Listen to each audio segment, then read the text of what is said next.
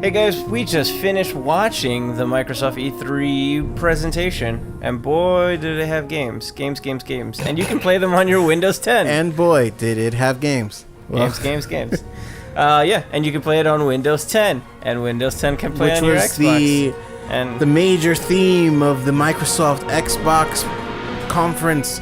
Every single thing was play on Xbox One and Windows 10. And with that, I'm Brendan. Stefan Dawkins, and with us, and I'm Daniel Vasquez. Hey, buddy. Hey, welcome. Thank Daniel you for coming Vasquez. Thank you guys for having me. It's a pleasure to be here. Yeah, real quick, since you're a resident Microsoft fangirl, what did you think of a press conference?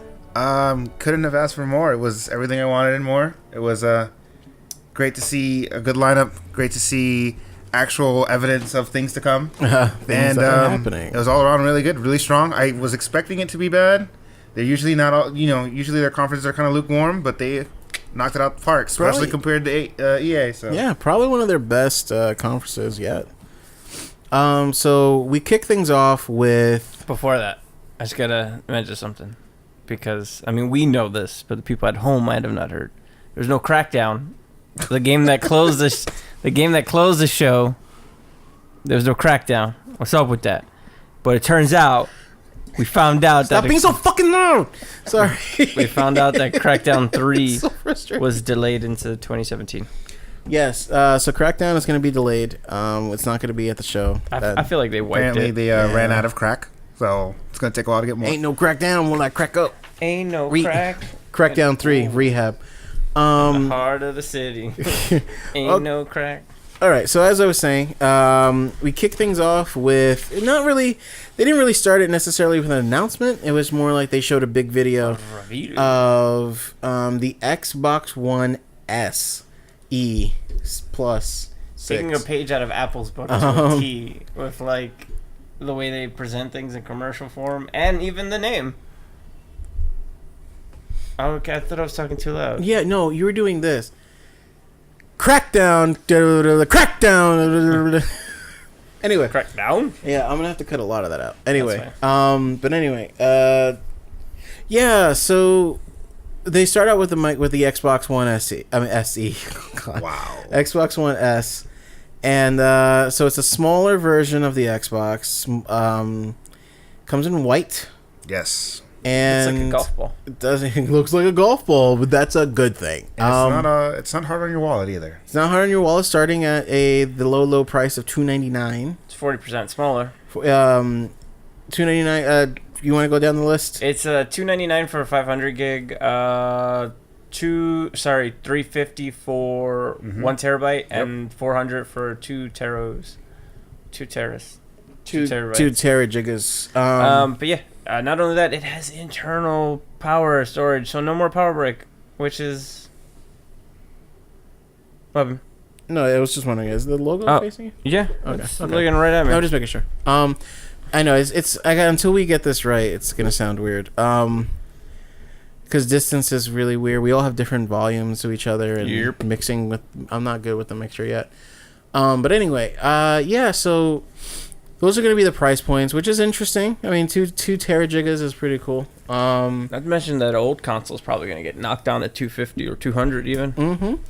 I mean, because, dude, when you have that choice, why even bother getting the big one, you know? Mm-hmm. I mean, personally, I like them big and black, but I'll take a small white one every now and then. That's not bad. Anyway. There's a release window for August. Wow. Just threw that paper to look at it. I got it. So yeah, release window is going to be August, which is pretty cool. It's going to be out before the holiday season, so you can get a jump on all those really cool games that are coming out. I hope the same problem doesn't happen with that system that happened with the original Xbox 360 Slim when they first converted to that nice sleek box. There was like a real shortage, at least for like the first 5-6 months, where every GameStop got like 2 at a time. Yeah, it was a little funky wonky. Mm-hmm. But after we got a console announcement, we got video games, and what a game! We got Gears of War to kick it all off.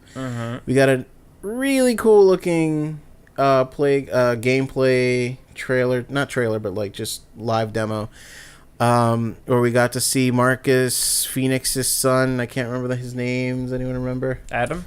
Isn't it Is like it Adam Phoenix or something like that? Adam Phoenix? I don't know. That sounds like a DC character. I feel like that's his Adam name. Isn't Phoenix like Adam. is. But yeah, so we have him and his two friends romping through some shitty fucking part of Earth where there's weather systems. Buzzword. That's JD Phoenix, to be correct. Ooh, JD Phoenix, Jack Daniels Phoenix. Oh yeah. Because that's exactly what he drinks. So anyway, real quick, let's just fast forward the little special surprise they showed at the end of the trailer. Marcus Phoenix. Yeah, Marcus Phoenix, like, hey, yeah, this is gonna be fucking. And he doesn't sound like Marcus Phoenix. He sounds like John DiMaggio. John DiMaggio. Sounds like Bender. Hey guys. But yeah, I mean, all in all, it was a pretty good trailer, I think, right? Would you guys agree? Yeah, really good. Really good to see some gameplay. Really good to see it actually moving, with some in-game stuff. Seeing the in-game physics. The new weather system. Buzzword. I thought it was great to see the demonstration because I've seen the little sneak trailers here and there coming, beforehand. And I was like, oh, here we go again. Yep. Gears, oh boy. Here come all the Gear fanboys. It's going to be, lame. But then once actually watching the gameplay, I was like, wow, this is really interesting. The weather's dynamic. This is dope. That saw gun bouncing off the walls. It was called the Buzzkill, was it not? Yeah, the Buzzkill. Yeah. It was dope. Did the trailer they showed last year, was it just a trailer or was it actually in game? I don't remember. There was some in game. They showed a trailer and then they had some in game, but it felt polished, more polished. Yeah, it felt like literally like here's an arena, here are the enemies, and let's just see what he can do in this short amount of time. But this one was actually like it felt like almost like if it was a snippet from a level. Yeah. So I like Gears. I wouldn't say I'm like hardcore like how I am for Halo, but I like Gears. I've beaten all 3 of them, and I'd skip Judgment because nobody needs a Gears ODST in their life. They announced a sexy red sleeked Elite controller, which is pretty dope. It wasn't nice. One of the people presenting holding one of those bad boys? When she was playing. Slick.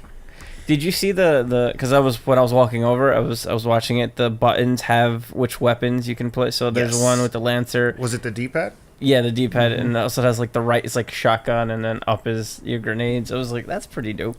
Yeah, I don't mind that. What sold me was the big claw mark right down the middle of the controller. Yeah, like yes. Grr. I think there's one more Gears announcement. They had.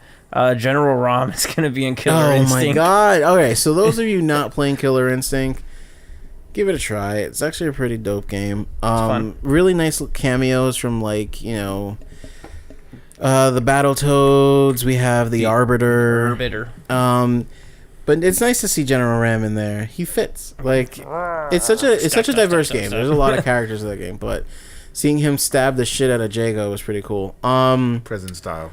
So then after that, we got Brendan's favorite fucking racing franchise, Forza Horizon 3. Now, before we start, I just want to say I'm not a big fan of racing games. Me neither. My favorite racing game of all time is Need for Speed and Cruis'n USA. Like Cruis'n. That's how bad it is. I like arcadey racers. Cool question. Did you like Cruis'n Exotica? No. What? That shit I used to dominate that arcade game. Yeah, dude. I'm actually interested in Forza, man. This is the first time I've ever been like, yo, I might actually get a fucking racing game. The whole gimmick on the Forza thing, the Horizon, which makes it what I was telling you, which makes it different than like the Sims. Like I don't like racing sims because I'm like, for that I'll drive. Yeah, it's like if that's the case, man. I'll just learn to drive. Yeah, no, we live in the city. We don't drive. Yeah, I have a strong dislike for racing sims. Like I'm more of arcadey, like your Burnouts and your Need for Speed, your Need for Speeds. But Forza Horizon's a little bit more arcadey, and then it's surrounding this EDM festival, which sometimes it's real douchey, where it's like, oh, you're number 1 in this race. Go get this wristband, and you can come race with us. And it's the thing that you hate. Dude, yeah, I was just about to say, that's kind of what took me away, because I like the arcadey games. I love the arcadey racers. And a lot of the arcadey racers that I used to play have become that, where it's like, hey man, I see, like a girl will walk by and they're like, keep your eye on the race, man. If you win this, you'll take it all, bro. It's like, what? Yeah, a lot that you can skip past. You can just go right past it. But they had it's one of like because I guess Forza, even now more so than Gran Turismo, is a lot better than Gran Turismo. Come at me, fanboys. In terms of everything, like even the stylish cars of Hey Now, that's fucking bright. Yeah. The stylish. Wake our ass up. I'm up. The stylish fucking. Now that there's a baby in the house, I get no sleep.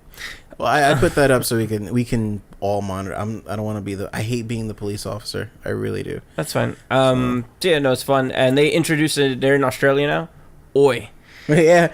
Oi. What are all? I can't do it now. What are all these cars doing here?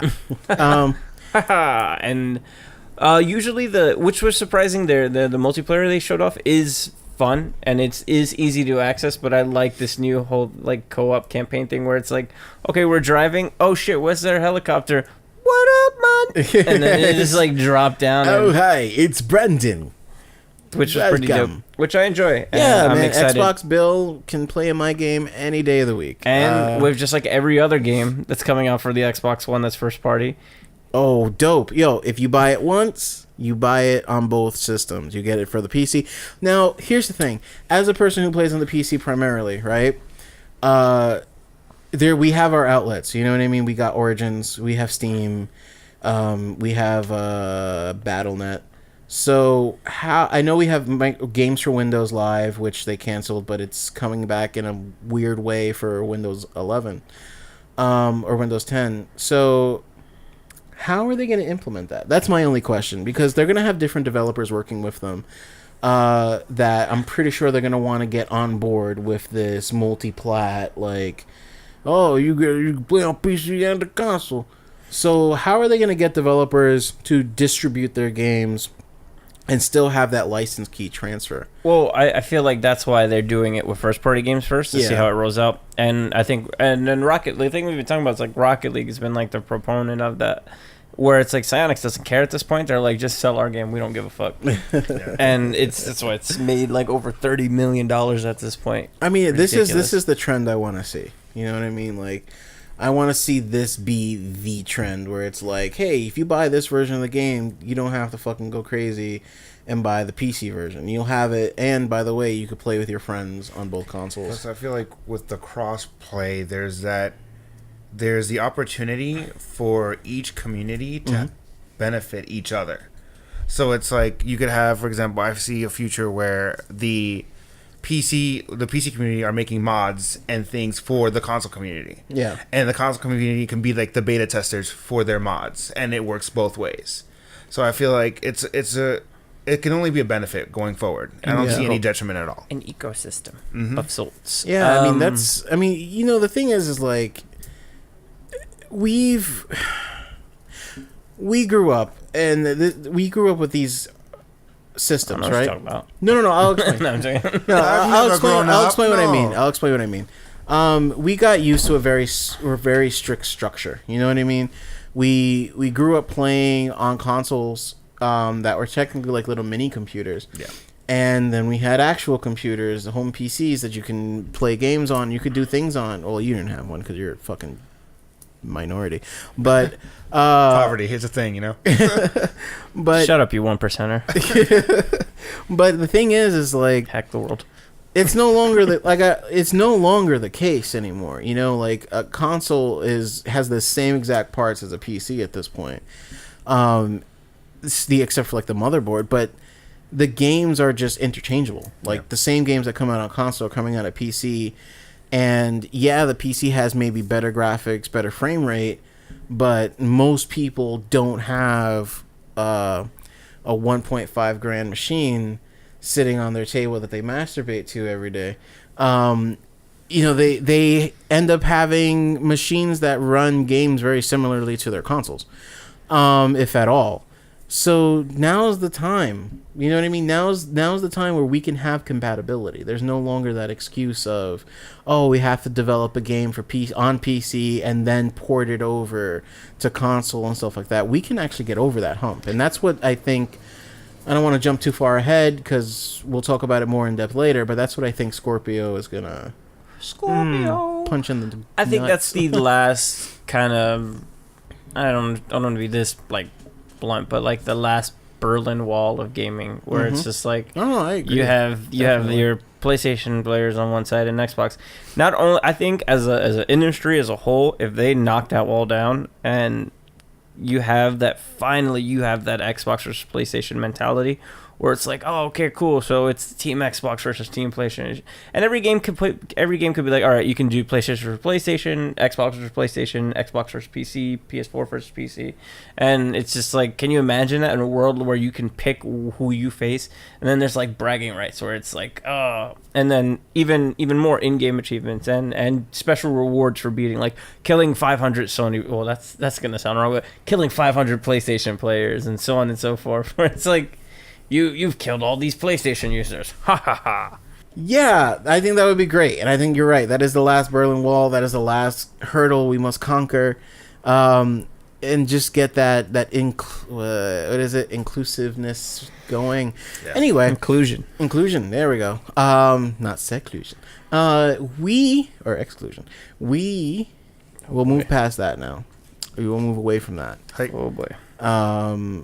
Everything at the Microsoft conference was like, ooh, cool. Final Fantasy was... It showed your game, Recore. We were talking about... Recore. So, here's the thing, man. Ifune, like, I respect you. You're my childhood, for the most part, when it comes to gaming. Just him? Yeah, dude. Mega Man was my favorite game of all time as a kid. Like, I would always play that game. Mega Man X, Mega Man 1, 2, 3. Like, I spent so much time playing those games that, like... No game after that was as hard. You know what I mean? And Ifune is my childhood, unfortunately. And to see him crumble with Mighty Number 9 and that failed Kickstarter project, and now seeing him do Recore. Do you real quick? As a sign up, do you think the him doing Recore kind of was the delay for Mighty Number 9? Yeah, because I think when Ifune left, I really believe that he felt that his company wasn't going to be as successful as it could have been. So when he did Mighty Number 9, he was like, I'll just appeal to the Mega Man fans, the people that enjoy my work. I'll make Mighty Number 9 and it should work. Like, this is what people are going to want. And then Microsoft was like, oh, by the way, you are no longer working for Capcom? That is cool. Very cool. Now you can work for us and make a game. We'll give you money. So now he's like, I don't know, man. I can't say too much about Ifune. I don't know what's going on with his company. I don't know what's going on in his mind. I don't even know what development teams he has, because I know his team is small. They're not a big team, so I don't know what the fuck they're working on in terms of like all the other projects they have, but yeah, whatever, man. Recore happened. That was cool, I guess. Final Fantasy looked boring. Final Fantasy, and then Dragon Scale. We'll hit the trifecta of Japanese games. Yeah, so I have to say one thing though. It's nice to see Japanese developers on the stage. What did I just call that game? Because Dragon Scale. It's not Scalebound. Yeah. But it's nice to see the Japanese developers coming on stage. Microsoft remembering that there's a Japanese market, because it doesn't do well in Japan at all. Shit. Was it Dragon Scale or Tekken that the guy had the gi on? Tekken, yeah. Boy. I always forget his name. Don't talk about that guy. Anyway, but we'll get to that guy in a second. So, the Final Fantasy demo... Mm-hmm. Was a fail. Was a fail. Yeah, big it fat was fail. Brutal. They had an opportunity to show some... Sony might do it better. But anyway. It's nice to know what it looks like when a boss is wiping the floor with your character. Yeah, when he's beating the shit out of you. It's also nice to see what it looks like when you don't know what you're doing. Mm-hmm. That was interesting. And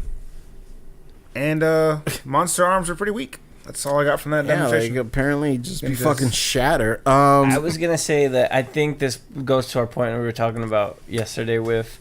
Japanese people don't understand black people? No, that they should... Trigger.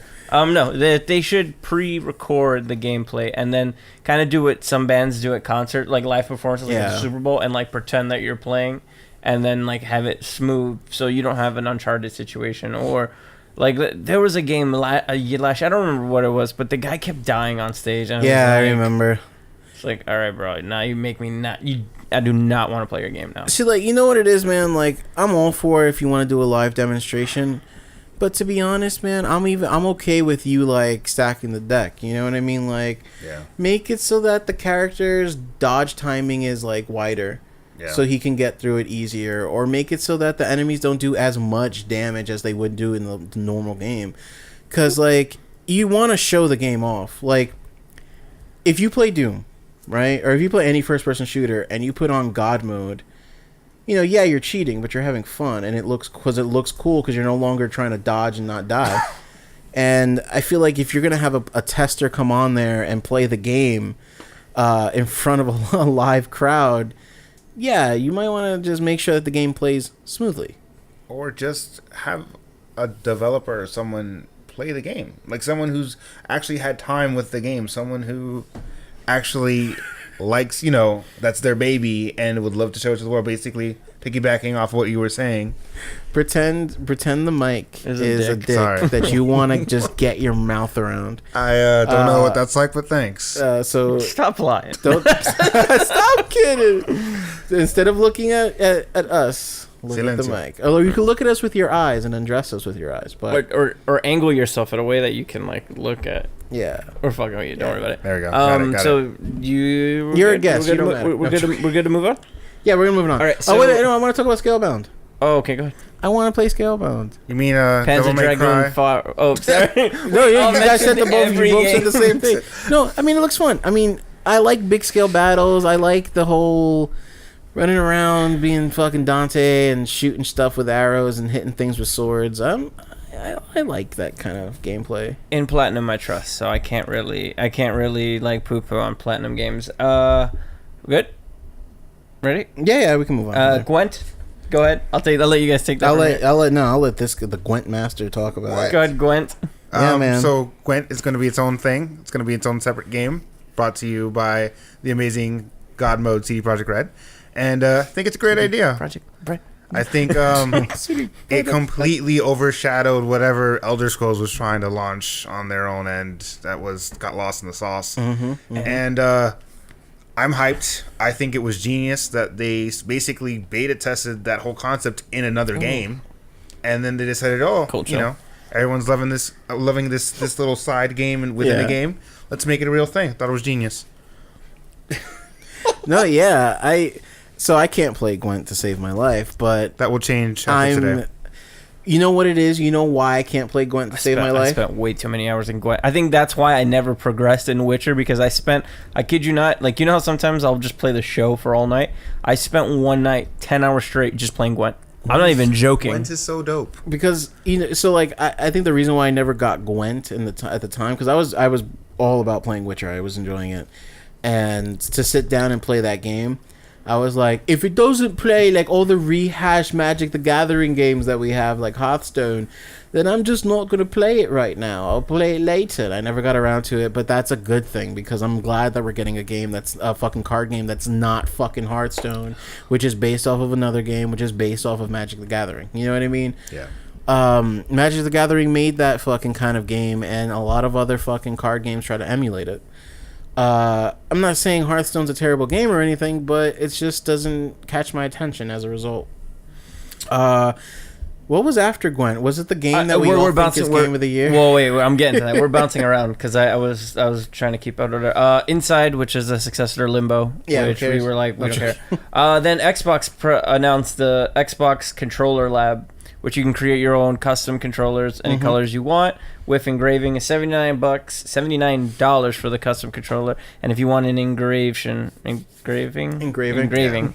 $10 more for that. Yeah, you can get anything you want. So I have a question for you guys. Do you guys want to stay with Japanese developers, or do you guys want to talk about Happy? Okay, wait. Before we talk about that, I just want to say I'm really happy that they let two midgets in an overcoat.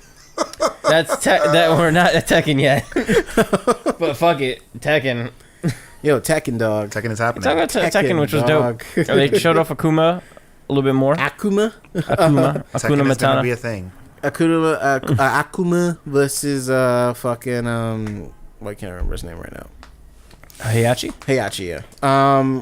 Awesome.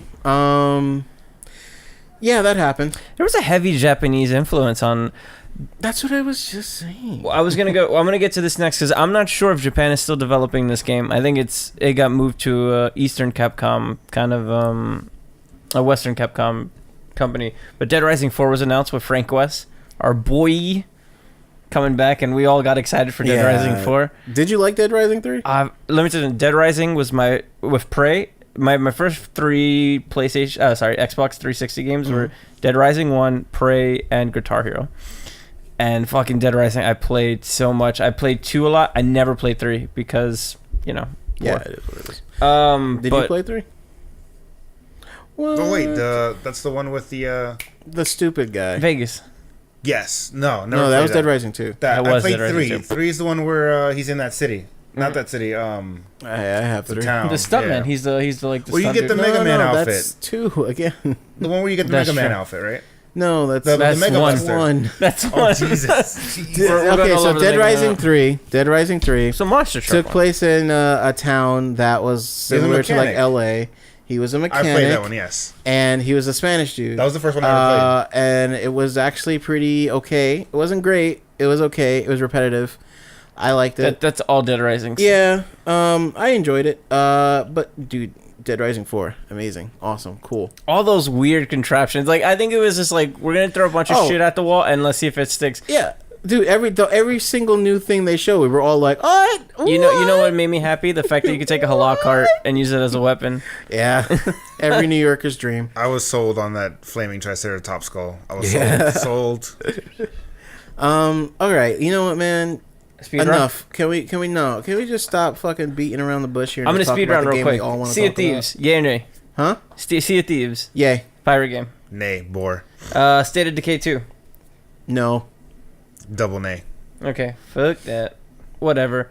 So finally we got this little surprise trailer for there's two things. We'll save Daniel's thing for last.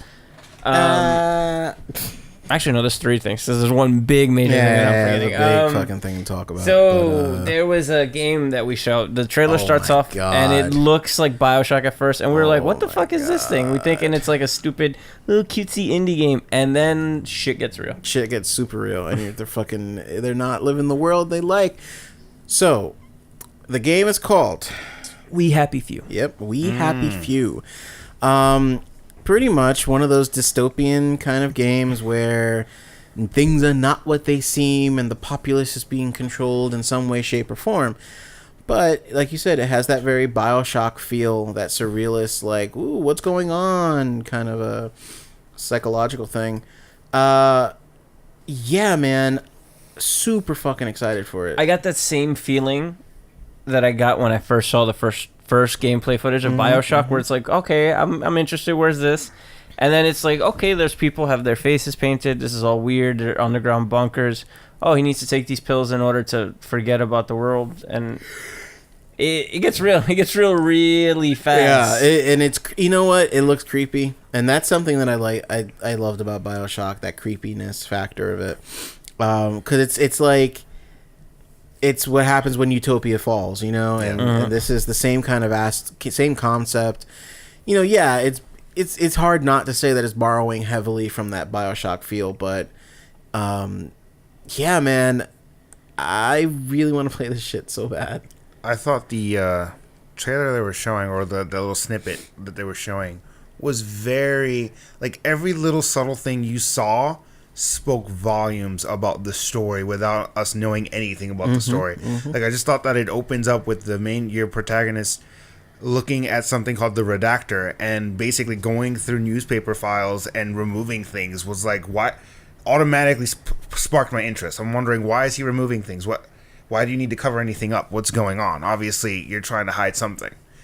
And going through the hallway and having an NPC look at you and say, "Hello, officer," I was just like, whoa, I'm completely getting immersed just watching this little snippet. I mean, there's a lot of questions. I mean, he sees a picture of these 2 guys, and he's like, "No, I want to remember," and he chooses not to take the pill. He walks by the office, and he's like, "You've been on vacation for a long time. Where have you gone?" Then he sees the guy getting fucking forced injected with we joy. have the downer. We have a downer. Robert Downey. Not Downey, Downer. Compulsion Games, the guys that make it. I now I realize the art style, and I remember what it was. You ever play Contrast? Yes, it looks. It's from the same guy from Contrast. Oh, okay, that makes. So this is their sophomore game. I don't care. This shit looks a lot better than Contrast was. No, yeah, Contrast was shit. I got to play it for free, and I regretted it. Anyway, yeah, man. The art style is very similar. You're right. It's the same exact shit. I looked it up the minute we finished. I was like, I gotta look this game up because I'm like, oh. Oh, but I love that though when they're like, they're beating the pinata. It's actually a rat. They're eating the candy. And they're all like, "What's wrong? Oh, you didn't take a joy pill." You know, I thought it was the studio that Irrational became, and I thought it was a game that they were. What was that blind game that they're making? The Echo Location one. I thought it was gonna be that shit or something, but it's whatever. You guys have any more final thoughts on that? I said my piece. I can't wait to be part of that happy few. And look for it in July. It's supposed to be coming out July 16th. Wow. So, stay tuned for Let's Play. Knocking on the door. Let's Play. So finally, we're gonna go to the second to last thing of the conference, which was Daniel's favorite thing. Stefan's dick. No. Halo Wars 2. Oh, Halo. Talk about it, Danny. Go ahead. Halo Wars 2. That's all you need to know. It's great. It's gonna be great. So there's apparently a new threat coming around, and do you remember the name? The Banished. The Banished, yeah. So it's the your Spartans, your average neighborhood Spartans, going against the new threat, the Banished. I think it's the Covenant in a whole. They're just a sector of the Covenant that are they're renegade. They're a renegade Covenant. And pretty much it's what is it? 343 Industries. It's 343 Industries. Second go around. And if you sign up today, you can do the beta and stuff. Maybe a Let's Play coming. Beta and stuff from you guys. Yeah, the beta runs until my birthday next week. So there you go. That's good enough time to get a good feeling. I cannot play that game. Why not? No, I don't like RTS. Did you play it looks cool. The Ensemble one, the first Halo Wars? Yeah, cool. That was a great one. And then finally, the conference closes with the reveal of Project Scorpio. Hank Scorpio. All right, so let's. As you said, it had a very Apple feel this whole conference, but 6 teraflops. 6 teraflops, which is impressive for a console. Yeah, man, that's it. There's really not much to say about it other than it was 4K, and it kind of opens up this door now. It opens up this box of what Sony's gonna do later on tonight, where it's just like, all right, now the decks have been sacked, and we don't know what. Maybe this is gonna be. At first we were like, maybe this is like a PC Xbox, and they're talking about interchangeable parts, and I don't know. Wait a minute. We forgot to talk about the most important thing. Well, before we move on to Scorpio, Minecraft, guys. Oh no! Don't you want to play Minecraft? That's why I didn't. That's why next. Yeah. But no, I mean, we have this idea now that we're getting a crazy ass console, and I mean, to some extent, Microsoft is right when they said they're not doing a 0.5. They were gonna do something a little differently. Whoa, that was loud. I think Microsoft made a very bold statement to the world, which is basically no one's going to be left out. And yes, cross compatibility, man. Finally, we're back at it. I thought one of my biggest concerns going into all of this was if there's going to be more than one model, is there going to be one of the models missing out? Will one game come out for one model and not necessarily the other? Dude. Honestly, one game fits all. It actually, it scared me.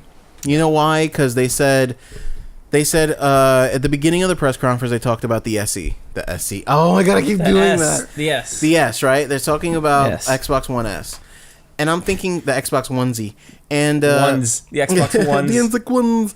And immediately in my immediately in my mind I was like, I want it. Like I'll spend $300 for it. It looks cool. I'm down for it. Sleek, sexy, and sophisticated. I got scared afterwards because I was like, wait a minute, if they're going to be coming out with this Scorpio in 2017, then maybe I shouldn't spend my money on it, because I'm so used to consoles now where it's like, yeah, you could buy games for the old console, but you can't play them on the new one.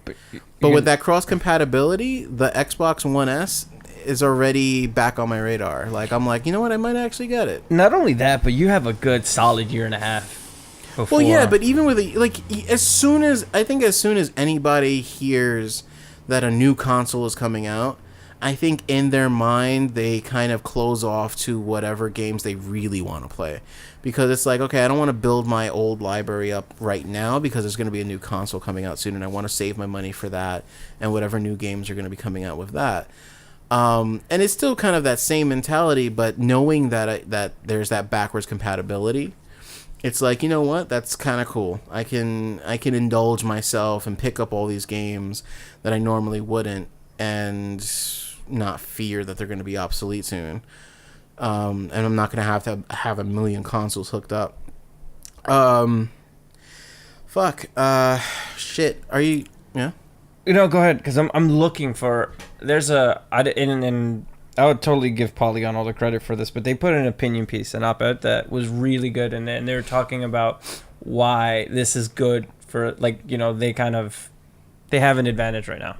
Oh yeah, no, Microsoft definitely has an advantage. This Scorpio console is not just a 0.5 to rush for VR. It's legit. Like, it's a legit upgrade. Just gonna I'm gonna show you something. I'm sorry, Danny. I'm gonna show you something. You can keep going, but I'm gonna show you something. And I think this is how that Sony conference is gonna start. I think the PlayStation Neo gave Microsoft a good opportunity to take a step back and think about how and why did we fall back, and let's look at our resources and see. Let's not raise the bar to the same level as them. Let's put the bar way past them.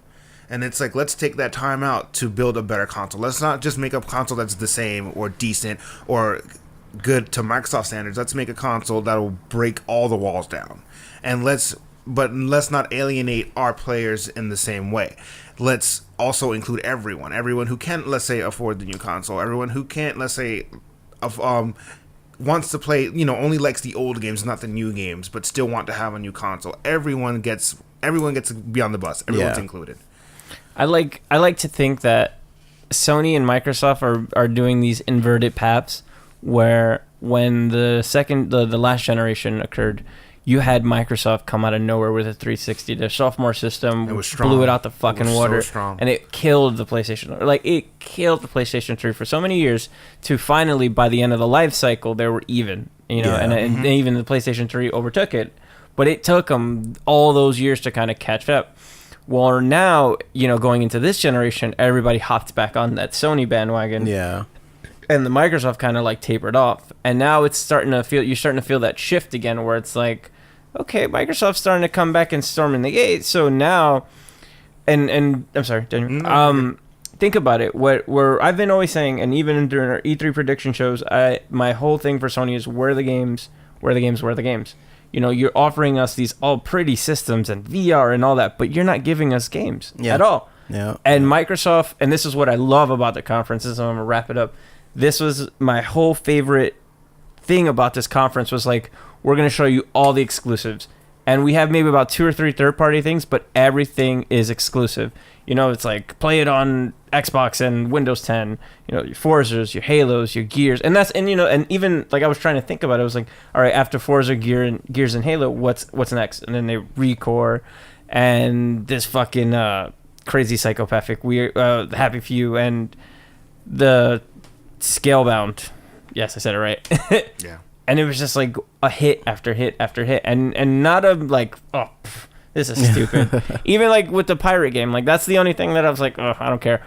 But it wasn't. I think Microsoft's starting to learn from their mistakes. Like, nobody cares about an hour of Madden. Nobody cares about. I'm sorry, Daniel. Nobody cares about ESPN for an hour. And cable and what you can do. What do you mean? You don't want to go with that guy? We want games. But I think one side note, and please feel free to respond back to this, Brendan. I feel like asshole. No, part of Sony's jump in terms of popularity, I think, came on the back of Microsoft burning itself a little bit, and I think basically, if it hadn't been for that DVR thing, the DRM, sorry. The DRM issues, and how, either always online connectivity and things like that, they lost a lot of loyalty with the fans. And basically, I think this is now the perfect opportunity for Microsoft to say, you know what, we're not going to drive the boat anymore and make the console we think you want. We're going to listen to what you want and make the console that you guys want. Well, that's what happened. That's what happened with Sony in the last generation, where Sony had everything on. They had the hubris of like somebody that's banging broads every fucking 5 seconds. Mm-hmm. Yeah. And they fell flat on their face with the price point. People didn't buy PlayStations. They were stacked up everywhere. And then they were like, all right, we're lowering the price. And then what happened? Fucking that Sony outage, the online outage where it was like legit. Oh my God, the outage and the fucking compromising of accounts. From that was nuts. And Sony had a lot of fucking rebuilding to do. And then stuff with the Vita and all this other shit. And it's like, all right, Sony needs some goodwill. And that Microsoft conference, to an extent, it wasn't as big as the Sony redeeming press conference where everybody was going fucking nuts for everything. Where like the system's at $3.99 and you can share games. And they even did the little stupid video where it's like, oh, this is how you share games with your friends. You know, I feel like this was Microsoft's kind of like, hey guys, we're sorry, we're back, take us back. You know, I was going to say, even on a minor note, like even something like the Minecraft presentation, which, who get like, you know, right now with the core gamer, it's like, all right, we're over Minecraft by now. But even that, showing that, okay, I have a Surface tablet, you have a computer, and you have an iPad. Yeah. Well, let's all just fucking play together. Screw it. And an Oculus Rift. Like, let's all just have fun together. And like you said, like, it's the future. It's not, let's make a new console to make a new fucking console. It's, no, we're creating a new console to fit that future, to fit that scheme of connectivity. Oh, no, I wasn't even going to bash Minecraft. I was going to say, like, look at to an extent where there was so much good in this press conference that it kind of, the two things that I didn't care for, like, I totally forgot about them until you mentioned them. And even when I was writing the recap, I was like, okay, I have all this. Oh, yeah, I pretty much got everything. Totally forgot about Minecraft and didn't even care. And they did instead of us, like, sort of like with some of these smaller conferences where we were like, you know, this was like, it had our attention. We were hyped. It was if we were sitting in that auditorium and hollering and cheering with everybody. All right. So with that being said, we all know we like it. As always, let's give ourselves a grade system. Brendan, what do you think? I'm giving it an A. A plus? They did, no plus or minuses, but just A, because they came out and they did what they needed to do. They needed to remember who is supporting them. They needed to remember what it was that people went to the Xbox for. It was games. The first party games, the kind of like little out of the box games that people, that's nasty, that people played, and I was very happy. Daniel? Being the Microsoft fanboy that I am, I'm actually going to take a hard route to this, and I'm going to say a B, a solid, good B. The reason it did not get an A, I'll be honest, is because they didn't really say anything new. This is all information that we kind of knew going into it. It's all things speculations that we all were pretty much pinpoint accurate, and it came out to be true. So I feel like they didn't really bring anything new to the table, but I do like the fact that they brought back the security. They made me feel secure in a future going forward with Microsoft, and I feel like I haven't made a wrong choice by being a Microsoft fan. Mm-hmm. Do you think part of that is because of the leaks? Yeah, I can say that. Part of it. You know what, dude? I was gonna say a B. For the same exact reason. I was like, we already knew about Gears. We already knew about Scalebound. We already knew about all these games that you're showing us right now. But then I switched it to an A, and I'll say why. Okay. I switched it to an A because I gave the Bethesda conference a B. And I gave it a B only because it was like, yeah, you're showing us all this cool stuff, but we already know about these games. We know about Dishonored. We know about Elder Scrolls. We know about Skyrim, well, thanks to leaks, but we know about Fallout. So you're not showing us anything new. But with Microsoft, at least they were like, yeah, Gears, yeah, Scalebound, yeah, these games you've seen before, but Windows 10 and Xbox One. So it's like, oh, you know what? Yes, the same game, but now it's like, hey, but we can also play it on multiple platforms. There's a brighter future for these games we've already seen, and yeah, there's something more to it than just, fucking gameplay footage. We know that there's more potential with the future games that they'll hopefully talk about. So That's the only reason why I'm bumping it up to an A. And honestly, That's fair. even without that, like the Happy Few, like That's fair. No, that's fair. it was so cool. But yeah, I can respect that A. The craziness is that whole press conference leaked 5 minutes before they went, like 10 minutes, like a half an hour before they went on stage. The whole like exactly to a T was up there, and I was like, oh, well, I started after the conference, and I didn't really care. I'm just glad that I have games to look forward to, like even stuff as something as Gears, where I was like, oh, whatever, and then they kind of intrigued me with this is the son of Marcus Phoenix, and you're like, Marcus Penis. Yeah. And Horde 3.0, and with that, folks, we're coming down to another wrap up of the classic. Yeah, another wrap up of E3 Punch Out E3 Special Edition. As always, comment on the bottom. Tell us what you like about the Xbox. What do you want to see in the Scorpion? Right? Scorpio. Hank You're right, Scorpio. bro. Please put the picture of Hank Scorpio with a flamethrower and Daniel's face. Oh, by the way, really excited that we didn't get the In the Interest of Time title screen. I'm really happy about that. Anyway, guys, I'm Stefan Dawkins. I'm Daniel Vasquez. And I'm Brendan Scorpio. And don't forget to watch more E3. Watch all of our videos. We're working on them, please. We have to pay Daniel somehow, so watch them all. I'll live. Pay your... Welcome home, James.